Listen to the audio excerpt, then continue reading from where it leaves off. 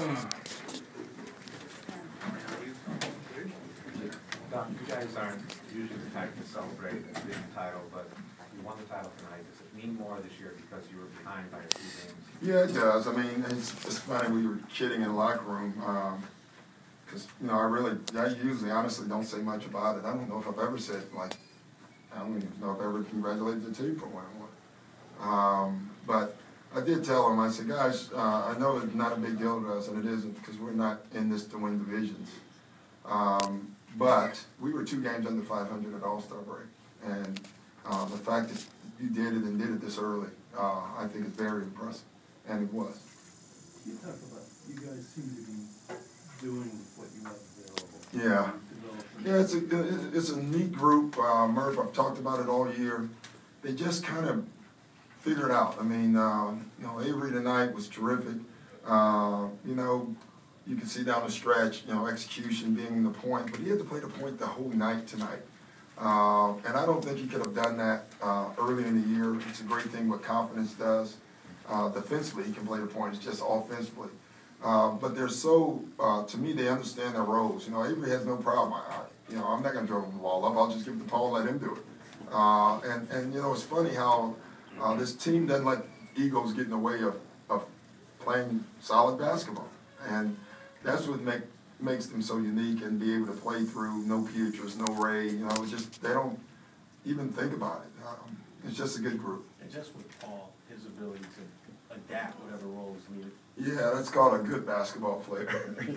Paul, it's funny, my day-to-day was Eddie texting me 3 or 4 times, haven't heard back from Paul, because he, when a guy gets hurt, they have to check in with the trainer. And so up until when we got here, we didn't know if Paul was going or not, but we assumed he was, because when he doesn't respond, that means, why you text me, I'm fine. Then he came in and he just played, great basketball for us. Did you want his ability to just make that? I just wanted him to play. He distributes because when Rondo's not there, and we did it the last time. You remember when Rondo was out, Paul became like the point forward, and I just think he does that, and he has the ability to do that. Very few people can do that. And he seems to have this switch when he knows when to play the role of Rondo, but then go back to playing football. Yeah, he does. I just, you want him to shoot sometimes, and early on he was trying to be a distributor, and I said, distribute it to the basket. That's really important for us tonight. Listen, the fact that we could shoot 54% again, that was, again, just terrific. Your bench had a tough time in New York. Maybe 2 points, but scoring, rebounding, seems blocks. Our bench without Ray and Pietrus, and what gets lost in our bench points is Kevin scores most of his points with the bench, because we bring them back in, and it's usually Kevin and the entire bench. And for us, we keep our numbers. That's part of bench scoring for us. But when you look at a stat sheet, it doesn't look like that. Last night we got our butt kicked, point blank. Tonight, better. But our bench is not going to give you 50 points. Now when Ray and Pietrus come back, yeah, that's possible. Doc, go back to Paul for a second. Rondo and Garnett have kind of gotten a lot of attention for the second half of the year, and Pierce has sort of flown on the radar a little bit. Yeah, he's the guy that, but think about it, he's the guy that won Player of the Month. He just does his job. Paul is not flashy.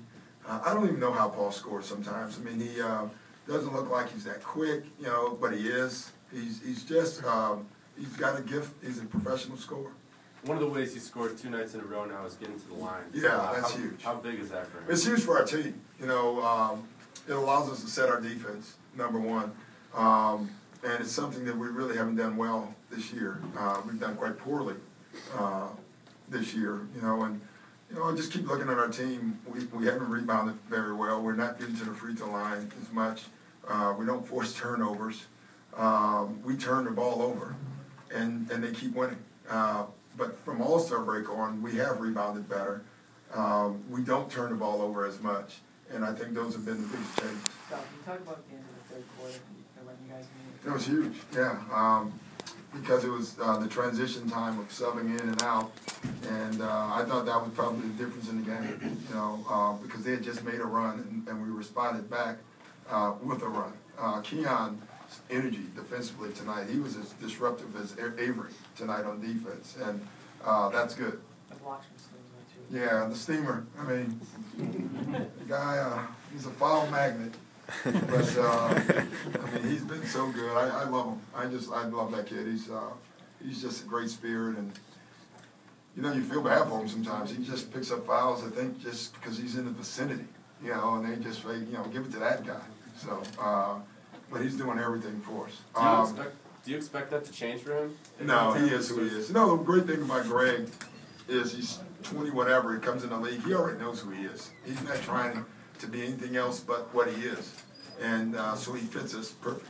What about with him picking up fouls when... No, it's not going to change. No, I mean, he fouled 2 shooters today with 1 second on the clock. So, I mean, he looks right over at the bench. I'm sorry. I mean, he knows it, but listen, that's not going to change. I hope so. Doc, one remark on the pace that Avery Bradley is playing with this last He's playing great. You know, it was great today. He didn't even want to come out one time early in the game, which I thought for him that was awesome. But he's playing so hard defensively, and to do that every night, that's hard to do. That really is hard to do. And to play the minutes and how hard he's playing, that's interesting. I want to finish with Pat Summitt, retired.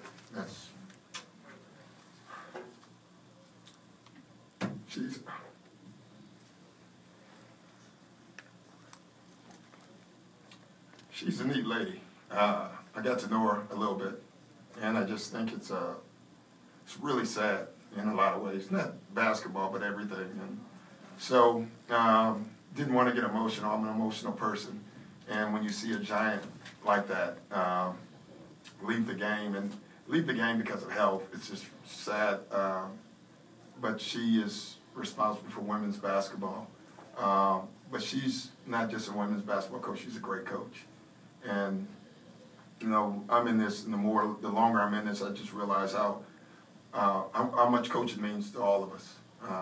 You think about it today. Pat Summitt is retiring at her age, and Larry Brown is taking a job at his age, and it just tells you how much it's in your blood, how much you love it, and for her not to be able to do it, to me, is very sad.